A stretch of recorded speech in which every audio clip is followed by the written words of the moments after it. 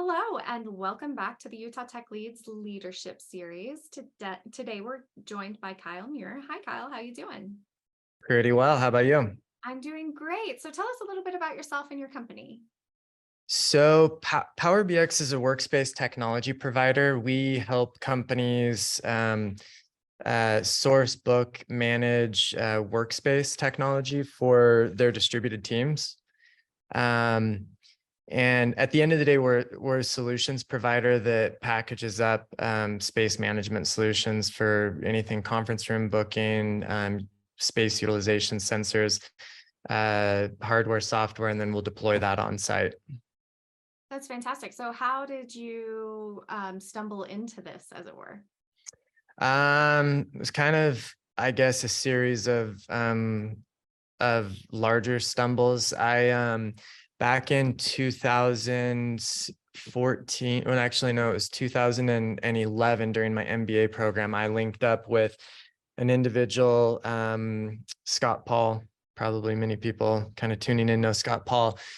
He had just started his first company, and so he and I grew that. It was Armor Active, and we grew that and we sold that, and we basically were the first to take the iPad had just barely come out, and it was the first time that business could very feasibly put digital displays in front of their customer for anything point of sale, digital signage,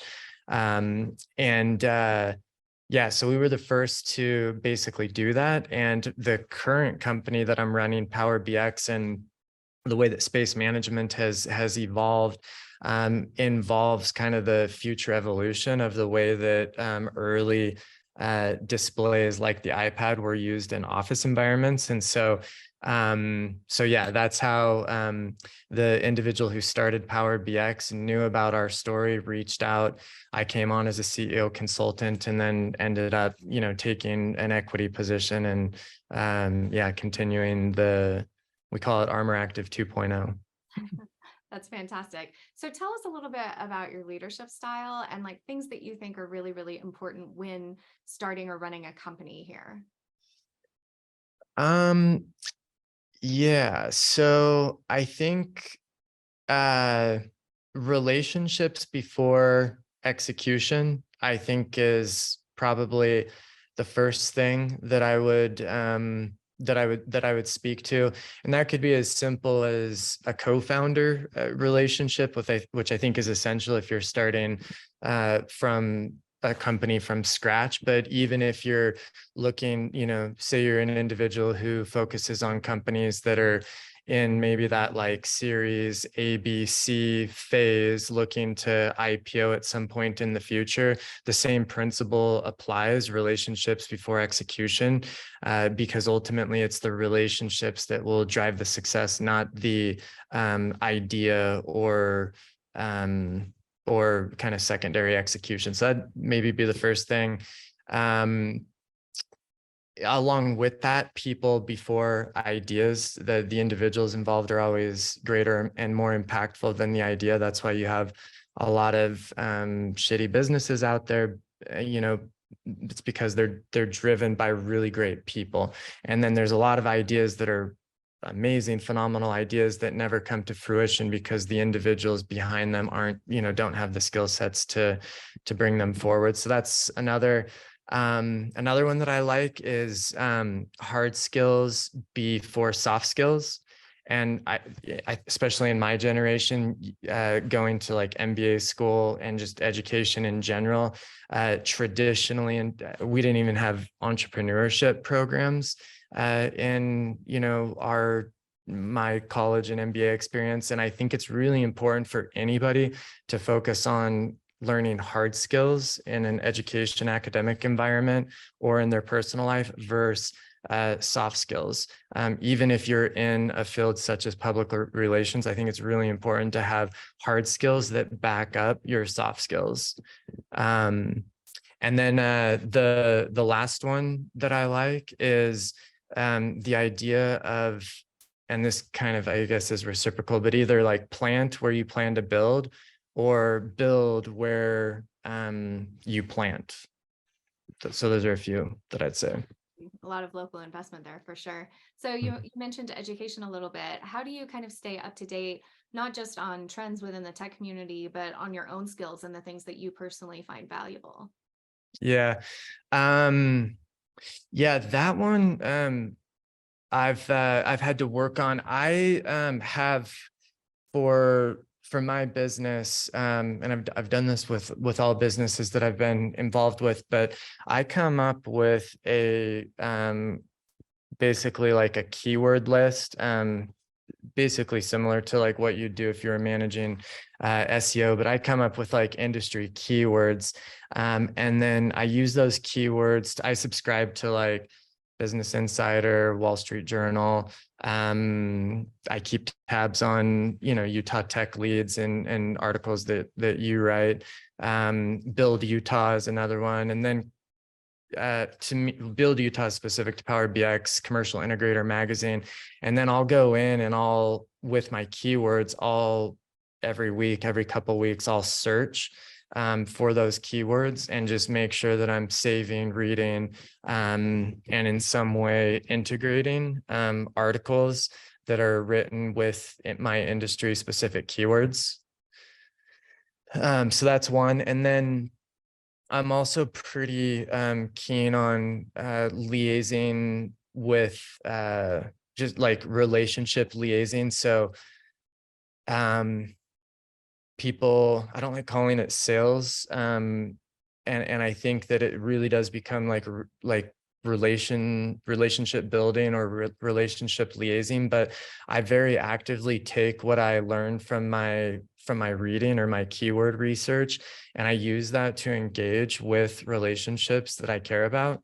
And it's a great way to, kind of battle, if you will, in a healthy way with information that I know and have to share that is most likely different than what they know and have to share. And so that's been a really great way as well to kind of enhance and build in a more tangible way information that I read kind of peripherally in trade magazines or, through organizational trade organization kind of stuff. Absolutely. So you mentioned relationships quite a few times in there, and those are super, super important, not just to the tech community, but I think to Utah as a whole. So tell us Mhm. how networking and mentoring has played a role, not only in your professional life, but how you've been able to kind of give back and build your own companies around those kinds of values. Yeah.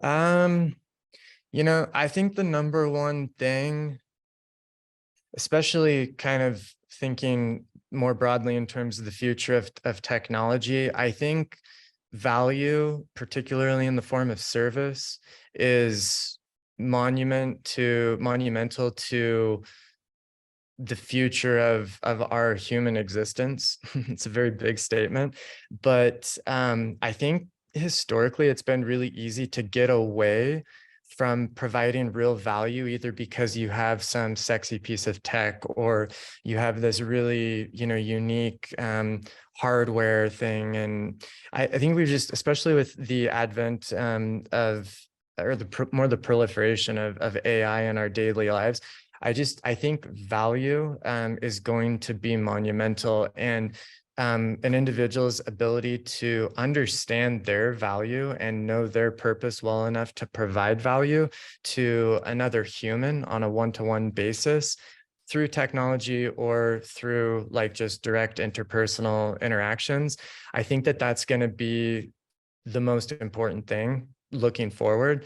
And it's universal in the sense that, whatever your business is, mine is workspace technology, we can all ask ourselves that same question: how am I providing value? And in this immediate conversation or the next conversation I'm going to have, what is that value that I'm providing and why is it valuable? And to understand and answer that question, I really need to understand your value and, how my value exchanges in a mutually beneficial way. Absolutely. Kind of that exchange of ideas and understanding that can prop each other up. So Yeah. what made you join UTL? What benefits have you seen there? That's a good question. I've maybe been more passive than I'd like, but Yeah, no, I've kept tabs. So I think that Utah in general is an interesting, I think, national archetype from both a business and a legislative perspective. And we see that in like weird ways that everybody likes to bash, like the alcohol laws that end up having these actually, if you're into alcohol, like positive side effects with regards to breweries or different, the way that the industry evolves.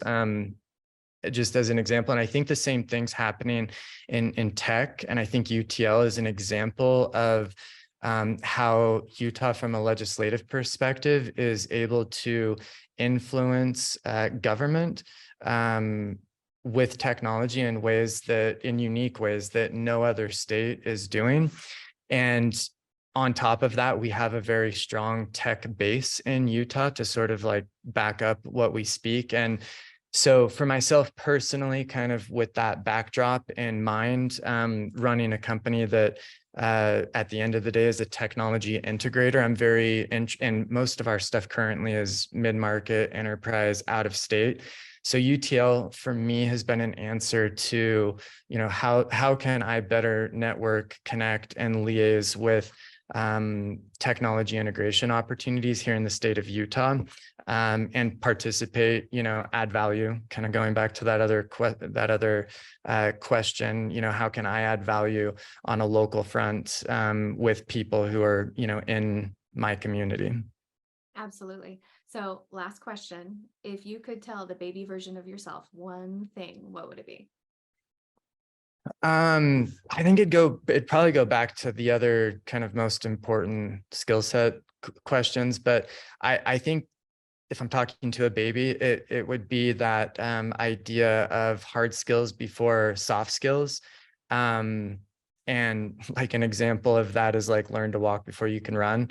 That's a hard skill. Learn to crawl before you walk. That's a hard skill. And that's much better than, or much more important and valuable for like a baby than, say, learning how to do like other things. So yeah, learn hard skills before soft skills. And yeah, that would be it. Absolutely. Well, thank you so much for joining us, and we really appreciate your leadership in the community. Cool. Yeah. We'll talk to you soon. Thanks.